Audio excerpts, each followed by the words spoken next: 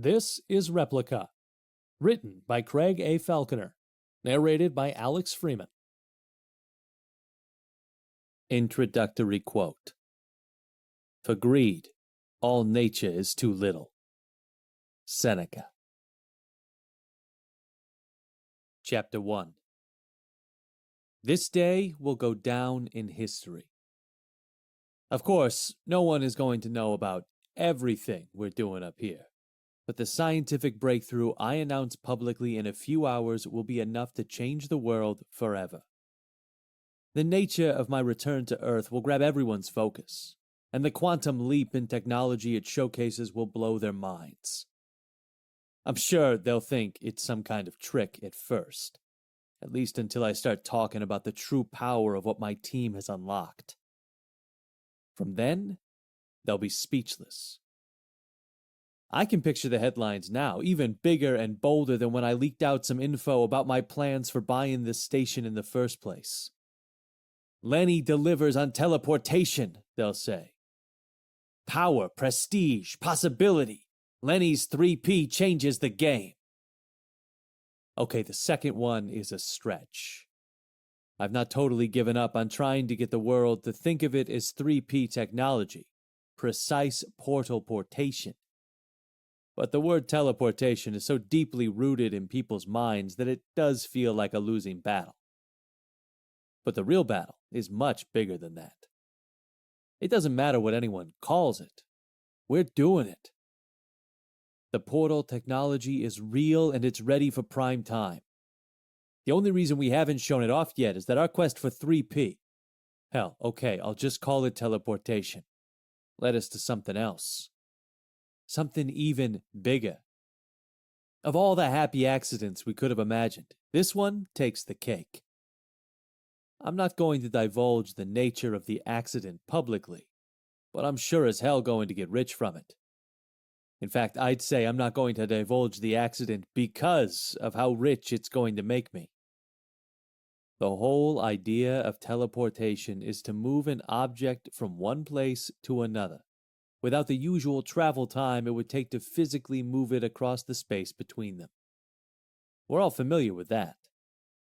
You put something in one pod, which we call a portal, you press a few buttons and twist a few dials, and it disappears from the first portal, only to instantly appear in another. Our systems don't actually have all the dials and buttons you might be imagining, or that you'd see in a kid's cartoon about a teleportation device. Just like a time machine wouldn't actually have a dial for selecting the date. But it's only really the physical interface that differs from what you might expect. Because my staff's computer programs do have control sliders and destination selection screens. Ever since we first got the portals working, we've been able to choose which of them we transport something into. And don't worry, if I hadn't funded the final development and seen the trial and error that brought us to that point, I'd probably think this all sounds like magic too. But the happy accident? Okay, I'm getting there. That came just 3 days ago. We were experimenting with fragile objects like glass panes and highly brittle plastics to make sure that teleportation would be non-destructive even for things like that. At the time, we were playing around with a few of the variables, but I'll gladly admit that the details are beyond me. I pay very well to employ people who understand this a lot better than I do. Anyway, my staff used to talk about a so-called dissolution rate, and we found that the lower we made it, the shorter the distance we could successfully transport any given object. If we went too low, it wouldn't transport at all. And for the most fragile objects like our orange-colored panes of glass, no dissolution rate had proven low enough and no distance had proven short enough for delivering anything but shattered pieces. We were slowly finding the sweet spots for different objects across different distances. But eventually we realized that there wasn't going to be any way to transport fragile objects across any meaningful range without packing them safely beforehand. Just like you'd have to pack them for old-fashioned transport. That's hardly a major hardship, and I was just glad that we discovered it with glass rather than diamonds. But my head researcher Laura Morgan has an undying drive to find solutions, and I rightly figured that she wasn't going to give up on the smaller details just yet. Since then, though, I've become a lot more glad of something a lot more important. Something Morgan found along the way. Because in that debatably necessary search for a way to teleport unpackaged glass across reasonable distances without damaging it, we unlocked the key to something else. Something I'd never even dreamed was possible. Chapter 2. The call came in the middle of the night. A teleportation trial using a new combination of variables had just produced a highly unexpected result, my assistant researcher reported. His name is Carlo, and even though he's never been to Europe in his life, I swear he's the most Italian guy you could imagine. Boss, he said, you gotta get up here. We're both looking at this, but we need someone else to tell us we're not crazy. I can't even believe what just happened. He didn't sound alarmed. He sounded a lot of things. Shocked, excited, uncertain. But he didn't sound alarmed. I jumped into my clothes and ran up to see them. When Carlo invited me to join him up here meant in his lab, which, unlike my comfortable bunk, is on the lunar surface. If you didn't already know, I guess I could have mentioned earlier that I own an old international research station here on the moon. I picked up the station for a steal when the consortium was going out of business, and since then I've converted it into a home for all of the amazing research that's coming out of my other major purchase, Portal Core. Some people might say I haven't done all that much. I didn't build the station. I didn't build the company. I didn't invent the tech. But who put it all together? Who saw potential in a station everyone else saw as a burden? Best of all, who was about to take Portal Core to a level that even its visionary founder didn't see coming? I'll give you one guess. That's right. Yours truly, Sebastian Lenny. When Carlo called that night, I knew it had to be something big. While we've been working on the final stages for the belated grand announcement that we've mastered teleportation, there have only been 3 people here. There's Carlo, there's me, and of course, there's Morgan. I did put all of this together, but there would have been nothing to put together if it wasn't for Laura Morgan.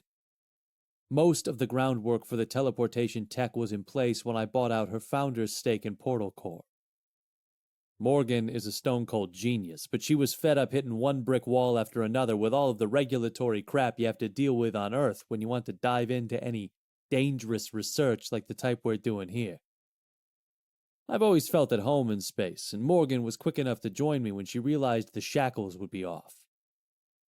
Everyone knows that my money came from space mining, and until the Portal Core deal, I'd never invested much in anything that wasn't directly related to space. So yeah, I can understand why it raised a lot of eyebrows when I spent so much of my fortune to acquire Portal Core. But to my mind, it made all the sense in the world. The ability to research this kind of stuff without regulators shutting everything down is priceless in itself. But everyone was missing the obvious reason I was interested in Morgan's work to begin with. It's as simple gets. If you're mining in space, what could be better than instantaneous transport for your equipment, your staff, and eventually your haul of rare materials? It's perfect. I knew that once the tech was stable, all we'd need to do was bring one of the incredible portals to any given asteroid mining site, and then we'd be able to transfer whatever we wanted between there and Earth. It seemed like a no-brainer. One that would let me expand the business tenfold by cutting down on all the wasted time that comes with long-distance travel. That's the line I've stuck to in public, but there was more to it than that. Even before we stumbled on our happy little accident. You see, Laura Morgan, who founded Portal Core when she was still in college, is the most ambitious person I've ever met. She's driven by discovery and the goal of achieving her full potential too, which first helped me by making sure I got a pretty good deal, and secondly helped me by making her want to come and work in an isolated research base on the moon, even though she has enough money to retire for life in the damn Bahamas. Anyway, before the buyout, I'd spoken to her a few times at tech showcases and industry events, and I knew she had bigger goals than any she'd shared in public. The one that always interested me was her dream of teleporting matter not just from one constructed portal to another, but from one constructed portal to any chosen point in space. That would mean, if it ever worked, We could transport machinery or staff to new mining sites we hadn't yet reached by conventional transport. I mean, I guess it would also unlock the potential of space travel way more broadly than that, but that's my interest in this game. Any new asteroid where we discover something of value? Boom, deliver a crew to extract it and bring it all back. No messing around, just get in, get out, get rich. So yeah, don't tell anyone yet, but we've already cracked the code for teleporting items from one of our portals to any chosen open-air location within a short distance. No need for a second portal. No need for a physical access route to the destination. No need for me to explain just how much potential there is for this discovery, surely. We're already working on increasing that distance, which Morgan tells me is the easy part. And when I say open air, that so far means the recirculated air within our dome-based research lab, since one slight drawback of the moon is that everywhere outside does kind of have a chronic lack of oxygen. When I got to the lab to see what was going on, Morgan was standing beside Carlo. She looked less excited and more hesitant than him, but I still didn't see fear. Whatever had happened, I knew there hadn't been a full-blown disaster. "What's going on?" I asked her, naturally directing the question to the organ grinder. Carlo, as solid a worker as he might be, is an intellectual monkey compared to Laura Morgan. He'll do what he's told and he'll do it damn well, but Morgan has insight. Crucially, they're both bound by various rock-solid non-disclosure agreements, including one relating to anything that could harm my company's reputation and thus its value. Whatever they'd seen, I was confident it would stay between us unless I decided to bring it to light. "Something unexpected happened," Morgan told me. She was standing straight as an arrow, like always, and the absolute blackness of her equally straight hair provided a stark contrast to her paler-than-ever face. I remember gulping at that point, thinking it was going to be some pretty damn bad news. "I feel like you're not going to tell me that we've slightly extended the range of portal-to-air transport," I said, trying to lighten the mood with a chuckle. "Or that you found a genuine sweet spot for fragile items after all." Without answering, Morgan walked over to the origin portal next to her control desk. She opened it and showed me a perfectly square pane of orange glass. Orange was the thinnest we had, and I knew we only had one pane left since the rest had shattered in various experiments. "Did you manage to teleport this without protective packing?" I asked, wondering what was going on and still doubtful that Carlo would have gotten me out of bed for something like that, or that Morgan would look so unusually hesitant about it. To my surprise, she nodded. I couldn't help but feel a little bit underwhelmed, especially since Carlo had by now made his way to a destination portal on the other side of the room. There were only 15 meters between the portals, hardly the kind of headline news I expected. But when Carlo opened the door of that destination portal and I caught a glimpse inside, everything changed.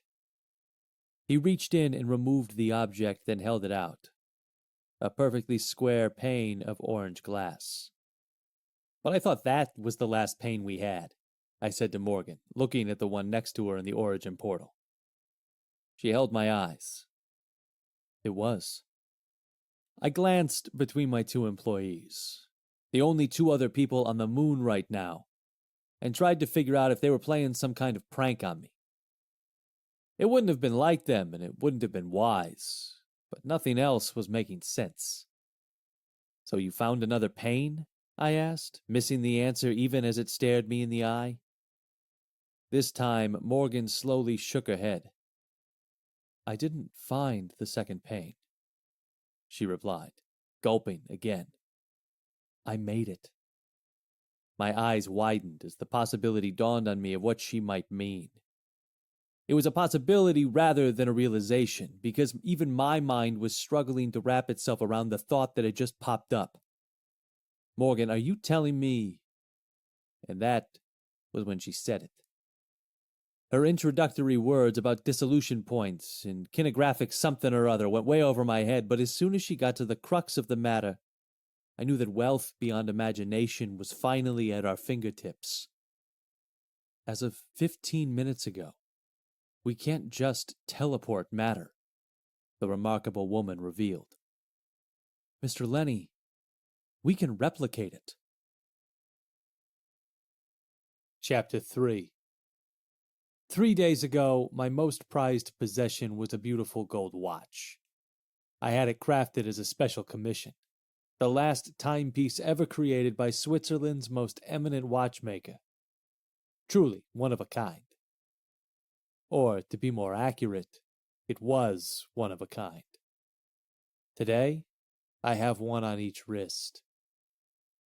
Ever since Morgan and Carlo accidentally landed on the magical recipe of control variables that can replicate objects placed in an origin portal rather than merely teleport them to a destination, we've been making physically identical copies of just about everything you could imagine.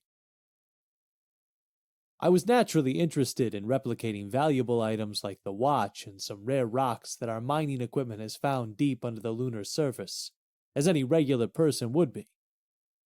Sue me. I'm a miner, a speculator, a businessman.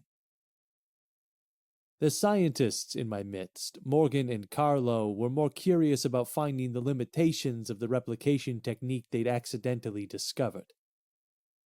They didn't do any more experiments on the first night and wouldn't let me stay in the lab without them, which Morgan insisted was important while they talked about the potential implications of the replicator. Replicator. Until recently, I thought of it as a portal, or sometimes a teleporter, but I'll tell you this. Replicator has one hell of a nice ring to it. The morning after the big night, we began a structured series of experiments.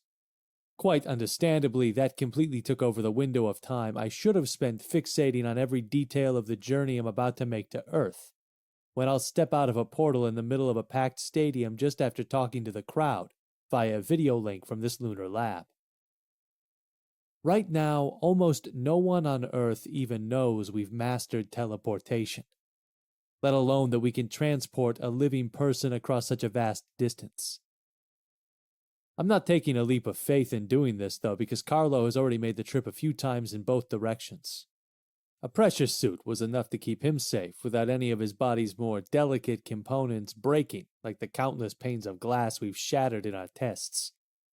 And even though Morgan thinks I could get away with something less conspicuous, I actually think the visual of me stepping out while looking like an old-school astronaut will add to the pizzazz. Pizzazz is important here, which is why I'm going for the big show don't tell revelation of a working destination portal, rather than a forgettable announcement. Is there a risk it won't pay off and something goes wrong to make us look like fools? Maybe, but it's a small risk for a worthy reward. People forget minor disappointments a lot quicker than they forget seeing other people materialize from thin air. So I know we could always win the world back around with a successful demonstration later, if there are any unforeseen technical hiccups this time. As for our replicator experiments, Morgan was absolutely insistent that we could never use our newfound power to make copies of any living things. Carlo and I wanted to test it on some plants at least, but she wasn't for compromising. You might be thinking, but Mr. Lenny, you're the boss. And you'd be right. But I need Morgan to make this all run smoothly, and I can understand her concerns. There will come a time for testing this out on living things, and indeed on ones far more sentient than a potted plant. But that time isn't now. With living things off the menu, Morgan began with items of various sizes and weights. We always used the same nearby portals as our origin and destination, and that meant we didn't need to keep adjusting any variables on the control system. Not even fragility had to be factored in now that we were replicating rather than transporting, and the magical recipe of control variables didn't change at all throughout our entire run of tests. To cut a long story short, absolutely everything we tried worked perfectly. If you picture an ancient British phone booth, the old red kind, you're not far away from picturing one of our portals. They're black rather than red, and they're certainly a lot bigger, but that shape is pretty close to what we're working with. Each portal has a series of fully adjustable shelves. Once we establish a link between our origin portal and the chosen destination portal, any adjustment we make to the shelving supports in the origin portal will automatically adjust in the destination too. That's useful because it ensures that whatever we send will have a suitable base to arrive on. For instance, panes of glass materialize on a flat horizontal base, whereas something tall will be on the floor, and for something wide, it makes sure every shelf is folded in. Everything that holds true on that front for teleportation is also true for replication, and the result of the process is pretty much identical too. The portals have extremely heavy doors made of solid, sturdy stuff, and no light gets in or out once they're closed. We have always had special cameras inside each portal during the teleportation process, but even at 60 frames per second, the footage always seems to be missing the precise moment when an origin portal becomes empty, and likewise when a destination portal ceases to be empty. That makes sense, given that the material is being transferred rather than disassembled and reassembled, and Morgan has told me that it's the same kind of thing when we're working with replication instead. With replication, the items are still being teleported to the destination portal, she said. But they're not being teleported from the origin portal. They arrive without leaving, in essence, and a camera inside the destination portal will almost certainly show the same kind of instant materialization we see in regular teleportation.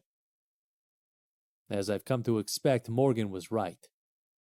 Our recordings showed exactly what she predicted. Carlo, for his part, is the only person who has experienced teleportation so far.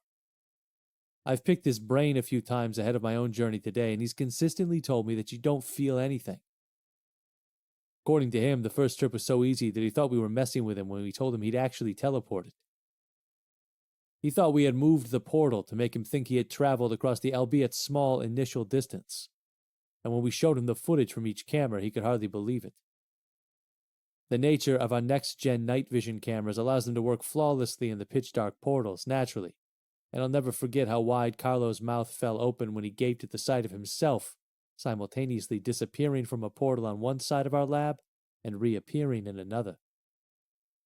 Thinking back to that, it's hard not to get giddy imagining the looks on 80,000 faces when I appear in my destination portal on Earth, smack bang in the middle of the stadium, during the climax of the big game's halftime show.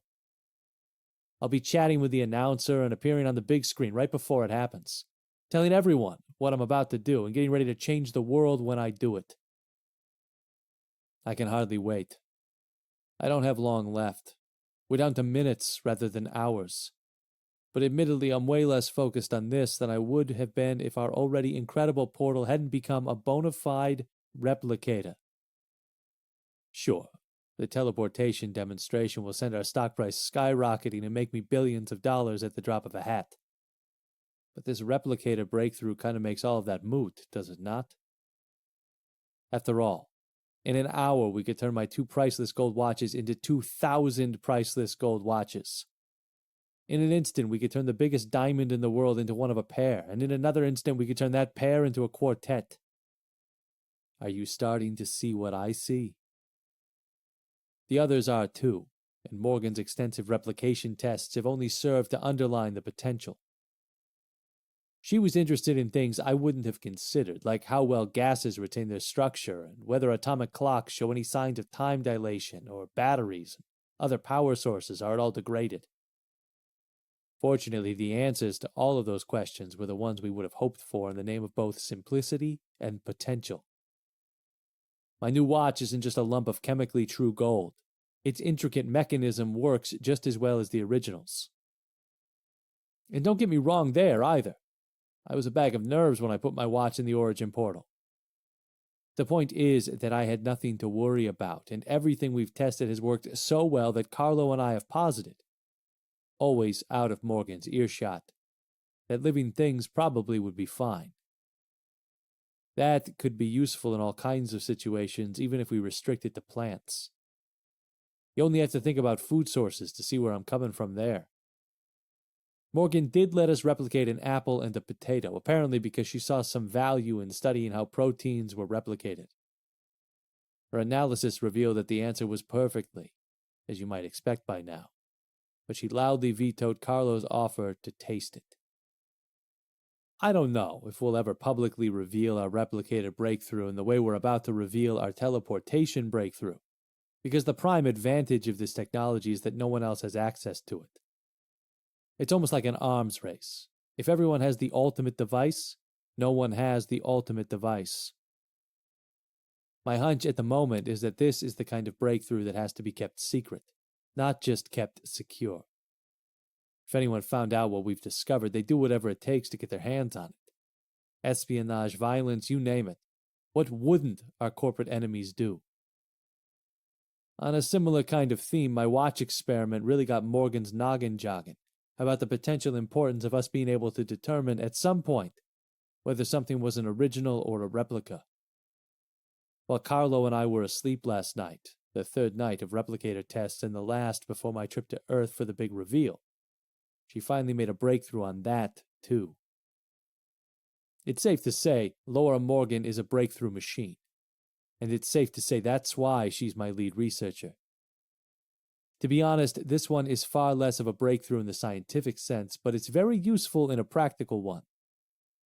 It's actually not unlike the way other things on Earth are authenticated, like paintings or antique banknotes from the days of physical currency. She told Carlo and I to think of it as a harmless, penetrative, light-based watermark, with emphasis on the harmless, and it results from a short burst of intense light. I don't fully understand it, and to be honest, we could probably lose the word fully to be more accurate about that. But Morgan does, and in layman's terms, she told us that some of our special cameras can tell which items have been exposed to our special lights. Items in each portal are exposed to different kinds of light immediately after the replication process completes. And Morgan has assured us that this watermarking technique has been extensively trialed on Earth, by my own company's security division, no less, and that no changes of any kind are made to the items other than the visual change seen through the lenses of our proprietary cameras. Morgan explained to me that under the special cameras, an original item would appear green, while a replica would appear red. It really was as simple as that, she said, and the setup was as infallible as it was untrickable. This came too late for my watches, but I know the original is the one on my left hand. I would never call it the real one because they're both real as real can be, but I think original is a fair word. The clock has ticked relentlessly onwards while I've been mentally preparing for the speech I'm about to deliver to a stunned audience on Earth, first from here and then from the ground. Meanwhile, Morgan and Carlo have been even more studiously making manual notes of every single control variable that's been in place on the origin portal to make sure they can return it to replicator mode later in the day, once my journey is over and I'm back here to focus again on the remarkable tool at our disposal. The computer systems record everything too, needless to say, but my employees wisely see some value in making their own detailed notes, just in case there's any data loss. Once they've done that, Morgan gets to the work of setting the origin portal's teleportation destination to the waiting portal on Earth. It would be pretty embarrassing if we only moved you across the room instead of into the stadium, Morgan quipped in a rare display of humor. She's the sharpest person I've ever met, but sharp is an appropriate word in more ways than one, and joviality has never been something you can expect from her. I laughed when she said it, but at the end of the day it was funny because it was true. The cringe would have been real, I'll tell you that. Are we good to go? I asked. Morgan nodded. I've set the location to our previous destination from before the recent tests, which is the destination portal on Earth that Carlo arrived in last week during those tests. I suppose we should revert the light marking settings too, just to make the portal's inner camera footage clearer for posterity's sake. Definitely, I agreed. Morgan motioned to Carlo and encouraged him to follow the basic instruction of hitting revert on the control panel, since she was by now helping me into my spacesuit.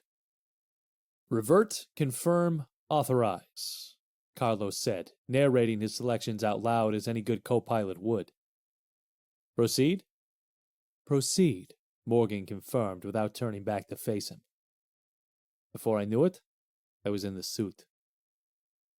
I kept my helmet off ahead of the video chat I was about to have with the stadium announcer, and just in time I realized that we had some suspicious-looking stuff hanging around that could easily have snuck into the shot through my handheld camera.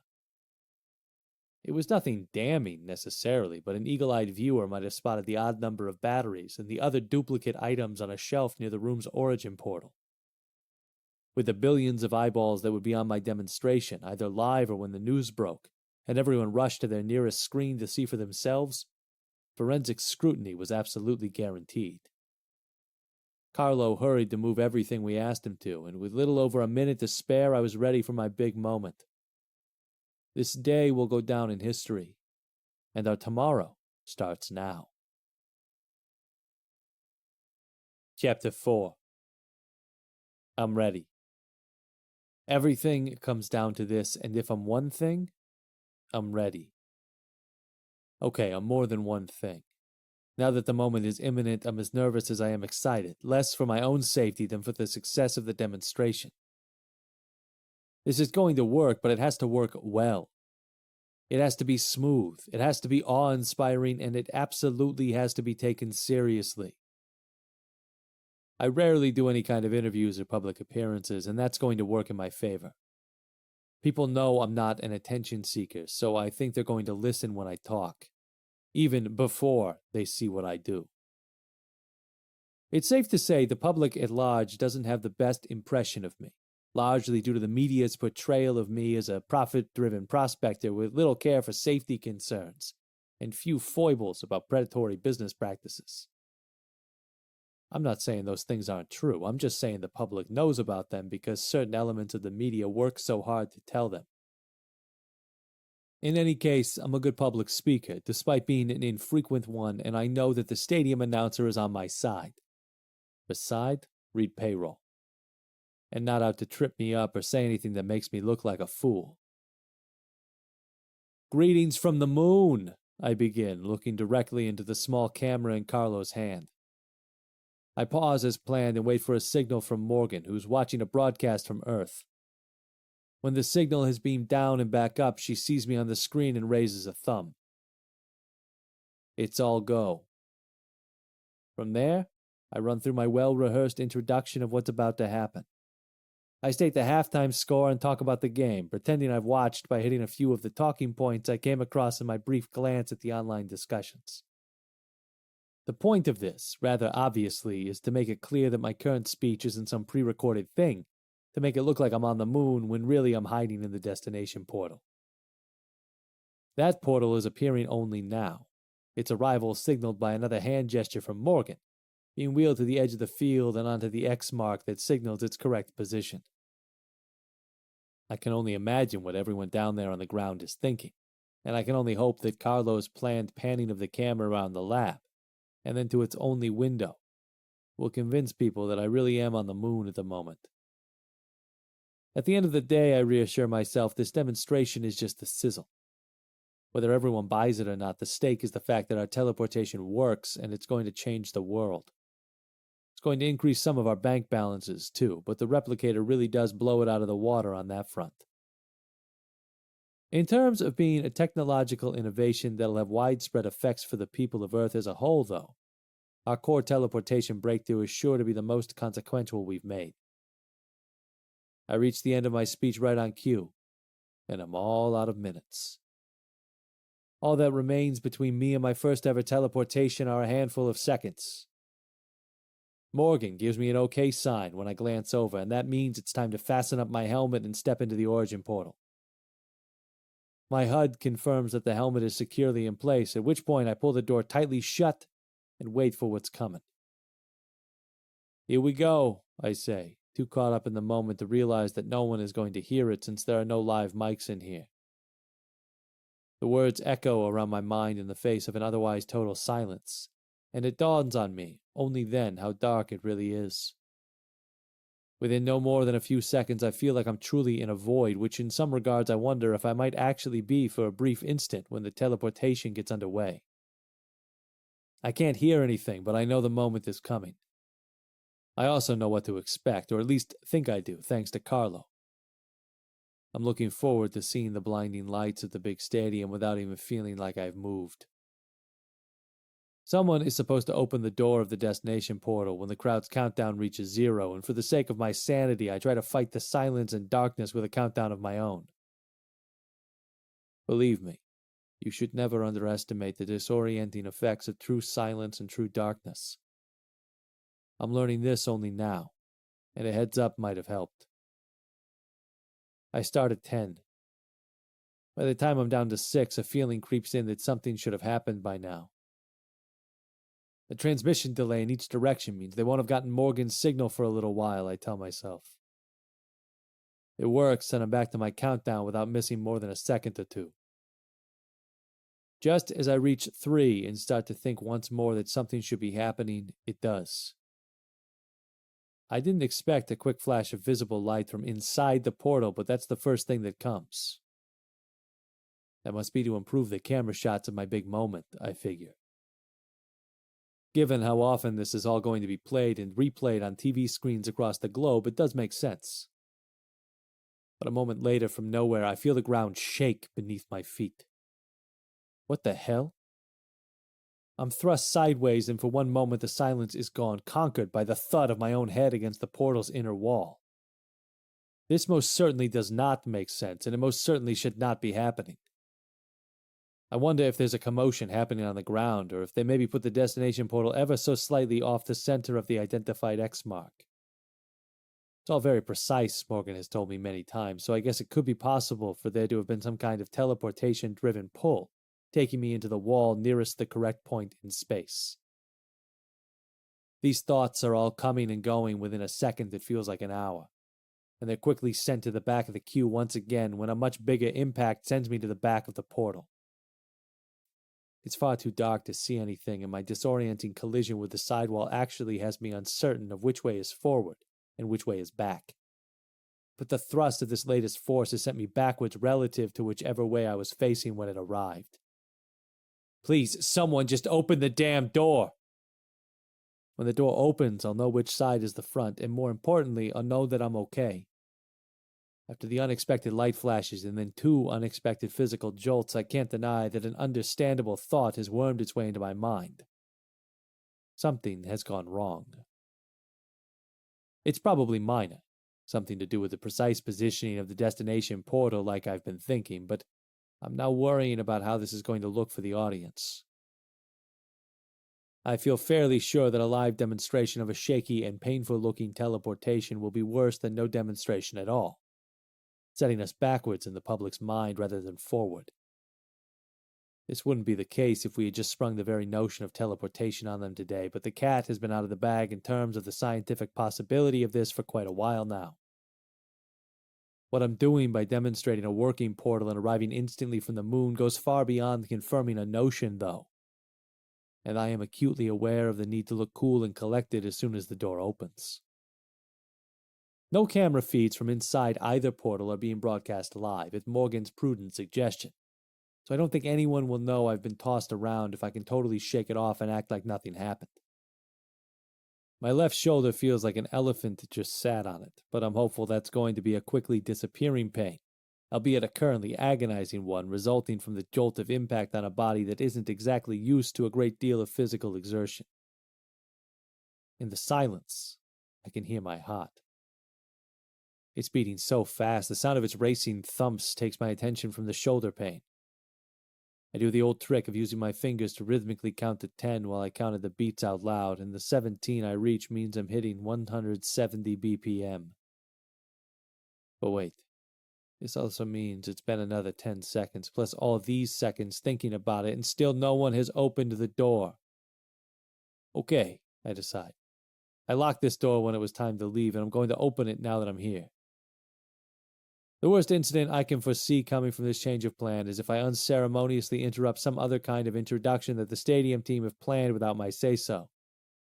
But right now that feels like a risk I can take. I'll level with you. This whole deal is the scariest thing that's ever happened to me. Carlo is either underselling the effects of teleportation to stop me from bailing out, which is a thought I hate him for right now but would thank him for in time if it ends up being the truth, or I've just gone through something Carlo didn't. Total silence and total darkness are even worse when you know there should be people breaking them. And that's another thing I've just learned. If it was hard to deal with when I first stepped into the portal, this is just flat out awful.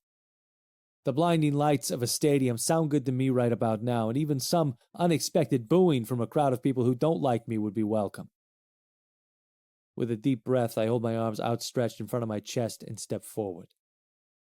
I don't know if I'll find the door or the back wall first, but either one will have me fumbling for an imminent escape within a second or two at most. I take a step forward and feel nothing. Damn, I must have been right against the wall, I think to myself. Another step. Still nothing. After this second step, I stop. Something is seriously wrong.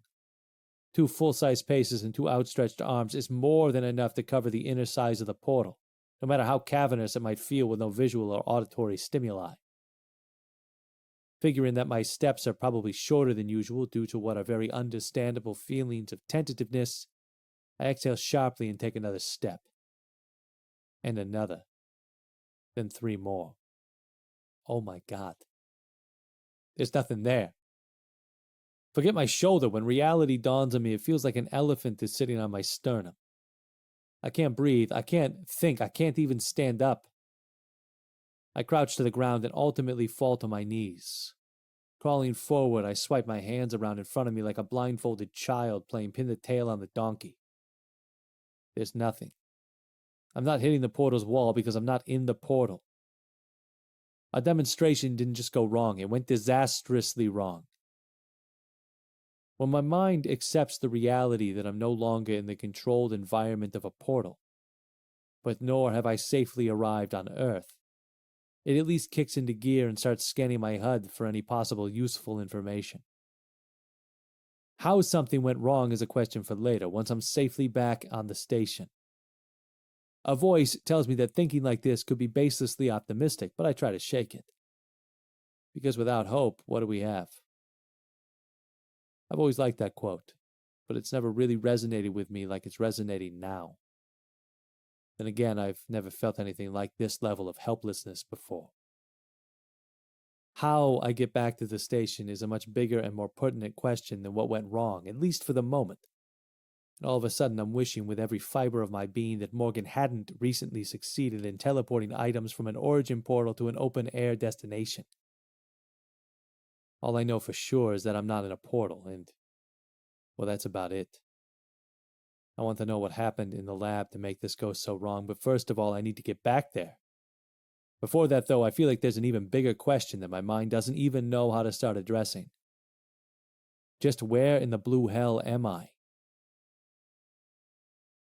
Chapter 5. I wish I had a light. Oh, God, how I wish I had a light. I also wish I'd paid a lot more attention over the last few days to Morgan's instructions about how to read and operate my helmet's HUD. We just had so much going on, what with the replicator discovery and everything it can make possible. I didn't have a lot of mental bandwidth to learn about something I thought I'd be looking at for all of 15 seconds. After all, I was supposed to be in and out of the portals, not to mention in and out of the helmet in almost no time. As it turns out, I am out of the portals, but not in the way anyone intended.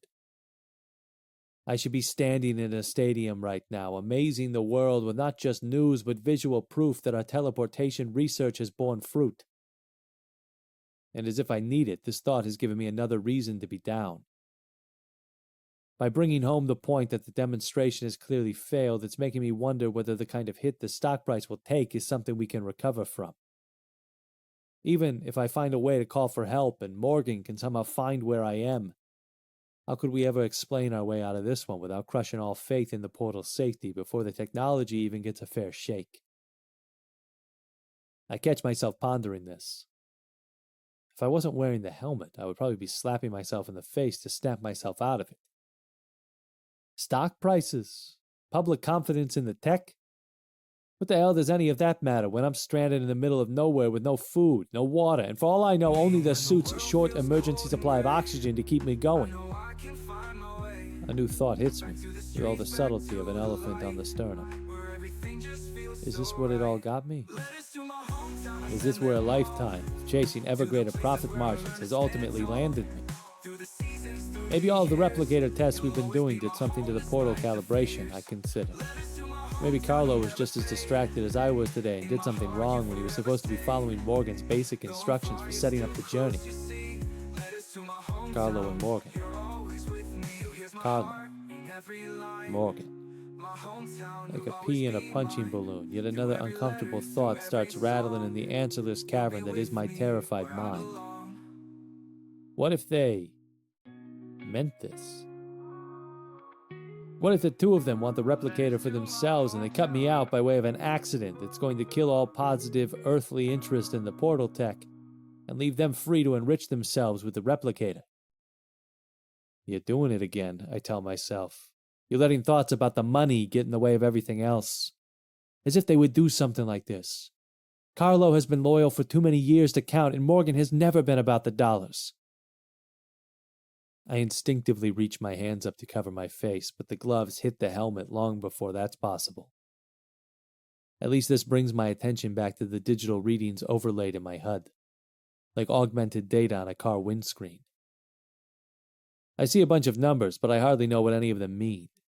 There are symbols beside most of them, but again, I hardly know what any of those mean either. It crosses my mind that if this was an accident, I could be absolutely anywhere. Hell, maybe not just anywhere. The origin portal was supposed to send me through space to a designated spot on Earth, but that clearly hasn't come to pass. And now that I'm standing in a black void in the truest sense of the word, maybe it's time to start considering that we've done something really crazy, like accidentally breached some kind of dimensional barrier or even, I don't know, crossed some kind of timeline. The clock symbol is obvious enough, but the number beside it is even worse than I thought. Scrap that. It's much worse than I thought. By most estimates, I've been the richest man alive for several years, and by any measure, I was on course to entrenching myself in that position once the portal tech went mainstream and even before the replicator was factored in. Hundreds of billions of dollars were there to be claimed, and a lack of motivation to keep accumulating more and more is all that could ever have held me back from hitting the T word. $1 trillion, I muse. And there's a fat lot of good it could do me now. Because according to the reading, this godforsaken reading, I have 11 minutes of oxygen left. Chapter 6. I've heard of things going from bad to worse, but this is too much. I don't know where I am, and I'm rapidly running out of oxygen. Maybe because of how fast I've been breathing, I suppose, but that isn't even the latest twist in this nightmare journey. No, the latest twist, just as I was trying to center myself and get to grips with the HUD's wink-controlled menu system in a bid to determine the oxygen level outside of my suit, is the first of its kind. A sound. A few minutes ago, I thought there was nothing I wouldn't have given for a break in the oppressive silence. Now that the noise is here, though, I wish more than anything else that it would stop. It's a tap, tap, tap, getting louder only to stop and pick up again. I truly have no idea what it is, and the last thing I want to do is jump to conclusions, but it sounds alive. As if I wasn't helpless and desolate already, who knows what could be coming to get me? Can it hear me? See me? Smell me? With no idea of where I am, I have even less idea as to what kind of creature's territory I might have just accidentally encroached into. What a thought. If this is when I wake up and the ghost of Christmas past asks if I've learned my lesson about putting profit over safety and literally everything else, tell him to save his breath. I know. Believe me, lesson learned. In just over 8 more minutes, I'll be the richest man in this cavernous graveyard, unless I find some way to communicate with the lab, or if the monster whose nest I'm sitting in gets here first and ends things even sooner. I'm at such a low ebb, part of me is thinking it would be better for that to happen now rather than for the minutes to tick by until suffocation kicks in. But if it comes to that, I'll throw my helmet off to gasp the air outside just in case it's breathable. I mean, really, at that point, what's the worst that can happen? I die instead of dying?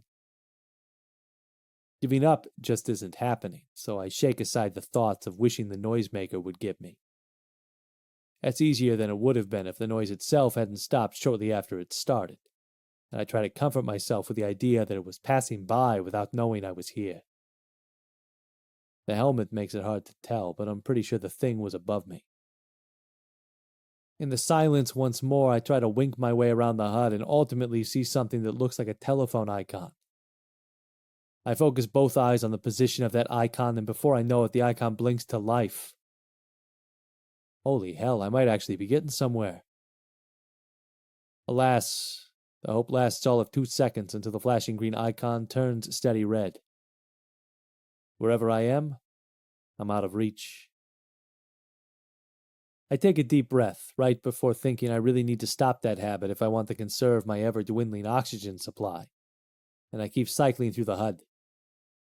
A blue icon made up of 3 horizontal lines I could best describe as squiggles is next to catch my eye, and the 3 green numbers next to it give me a modicum of justified hope for the first time in too long. 1, 0, 0. 100. Air quality, I wonder? Atmospheric suitability? Either way, surely it doesn't get better than 100. With 6 minutes remaining, I don't want to take my helmet off just yet, but I'll take positivity wherever I can find it. But just as things went from bad to worse a few minutes ago, here they're going from possibly less bad to worse all over again just as soon as I've gotten myself a little bit of hope with the potential discovery of breathable air outside my suit. It's back. The noise. And this time it's louder. The tap, tap, tapping seems twice as fast and somehow more deliberate. I quieten my breathing as much as possible and try to listen over my thumping heart. It's hard to hear anything at first, but I quickly realize that's purely because there's not much to hear. Only sound brings quiet into focus, as it turns out, and I'll be damned if this isn't the most welcome sound I could have possibly heard. A voice. Without even thinking, I hurriedly take off my helmet. Glad I paid attention to that part at least, and I call out at the top of my lungs, "Help!" I bellow. "Help! My name is Sebastian Lenny, and I have no supplies or no idea where I am. Please, if you can hear me, help me!" With no helmet, I can hear that the tapping definitely has been coming from overhead. I noticed that during the first few words of my desperate message, and I'm trying to take the fact that the tapping stopped then as a good sign. If the footsteps stopped, it's because whoever is up there heard me, I reason. And that means they're bound to try to. Like water in the desert, the light that suddenly comes before my tender eyes fills my heart with a joy unknown. I'm saved! Saved! As my eyes adjust, I take my hand away and look up. A face comes into focus. "Lenny?" It says. "Carlo, it's him!" The face, the voice, the feet that walked overhead, and the hand that opened the door, it all belongs to Carlo. Right now, I don't even care what went wrong, much less how it's going down on Earth. All that matters is that I've been here on my lunar station all along, somehow tossed into a concrete storage basement by a teleportation gone wrong. "Carlo," I say, tears welling in relief. "Thank God, can you drop me a ladder or something?" To say he looks shocked as he stares down at me would be an understatement. We share a silent look for a few seconds, and it comes to my mind that after the initial relief of finding me alive, he's probably shocked that I haven't asked what's happening on Earth, after the evidently botched attempt to send me there. "You shouldn't be here," my always loyal employee of too many years to count says. His voice is low and firm. "Huh?" I reply. "I know, Carlo, just give me something I can use to get out. Come on, man, no hard feelings about whatever went wrong." Still, he stares down at me with a weird and unreadable expression on his face. My heart sinks as I see his hands moving back towards the hatch he opened when I called. The hatch on my ceiling and his floor. "You shouldn't fucking be here, Lenny," Carlo grunts. And with his final word comes the thud of a hatch that crushes my spirit all over again. With more questions than ever and no way of getting out, I don't even bother to scream after him. Hello, darkness. Hello, silence. Goodbye, Carlo. Goodbye, life. Chapter 7. Was it minutes? Was it an hour? I don't know, but the sound of quick footsteps is enough to set my heart racing with hope all over again.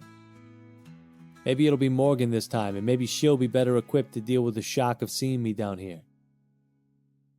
Trying to put myself in her shoes, I'm thinking that I would probably think Carlo had gone crazy if he told me what he found in the basement storage room. In my shoes, I'm wondering what the hell got into Carlo's head when he locked me back in here and walked away.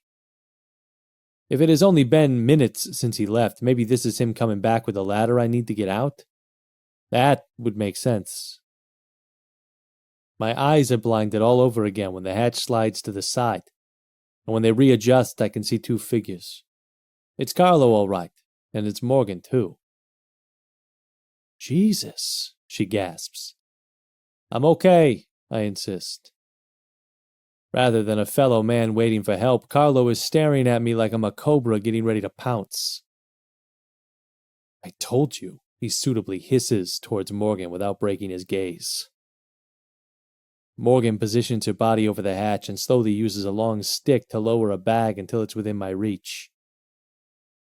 That footage is airing live from Earth, she says before I even open it to find the tablet computer inside. I waste no time in lifting the tablet and turning it around to see the screen.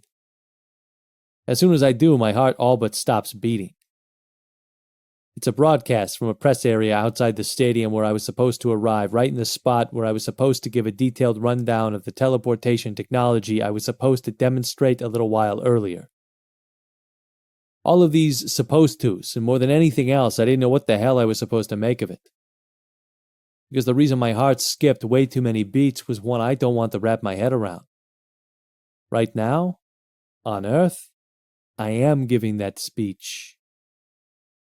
You made it to the stadium as planned, Morgan says, calling down as soon as I looked up from the screen in search of some kind of explanation.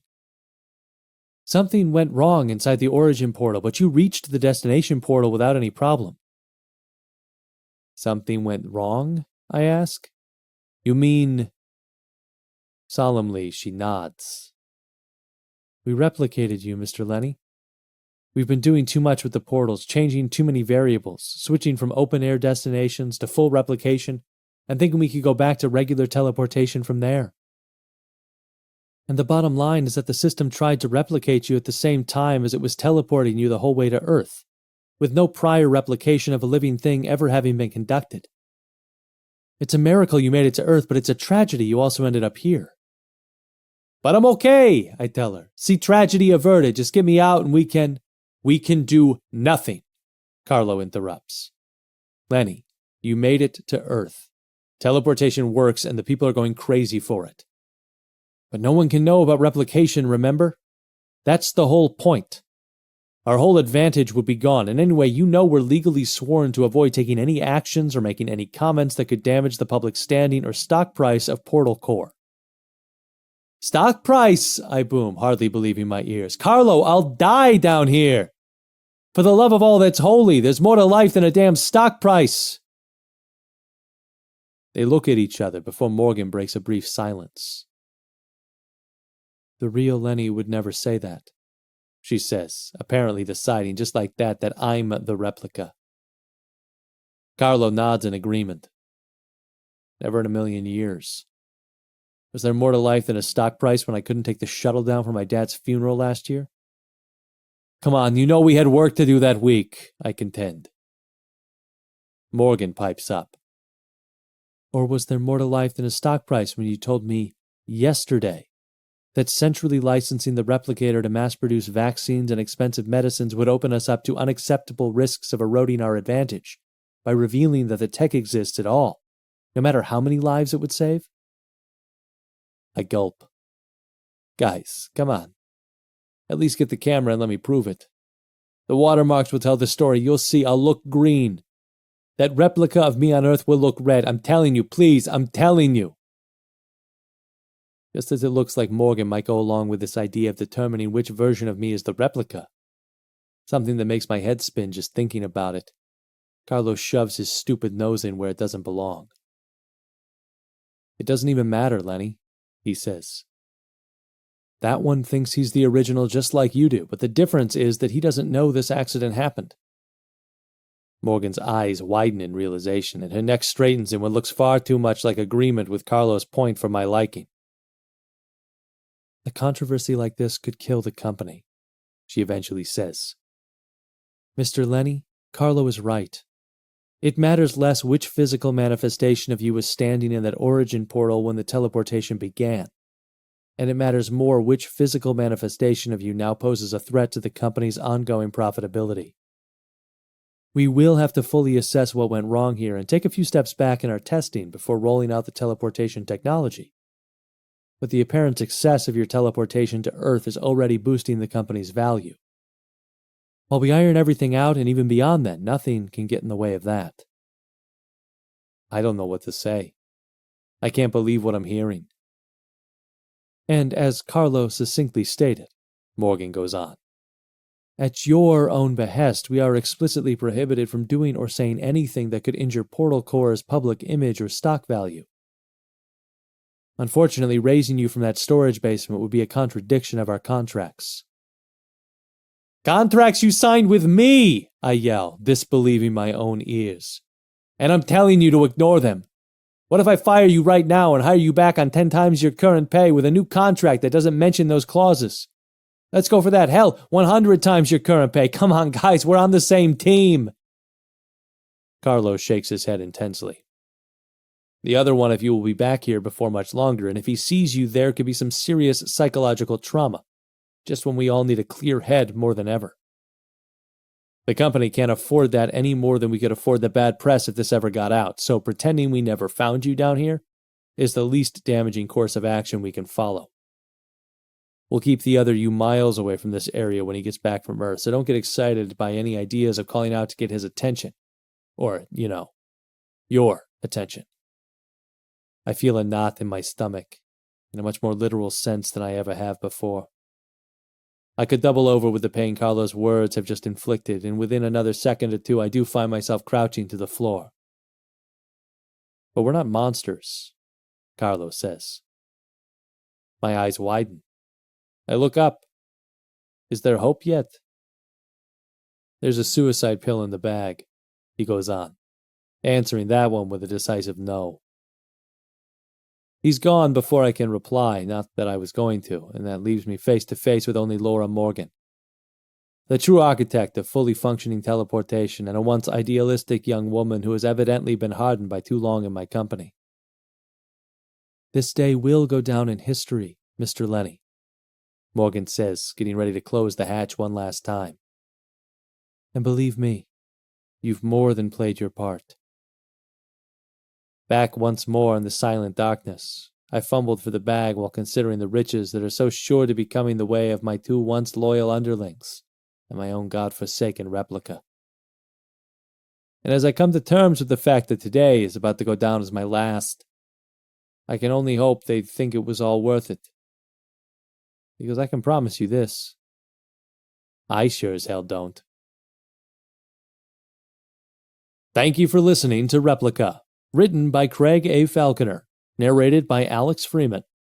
Text and production copyright 2021 by Craig Falconer. All rights reserved.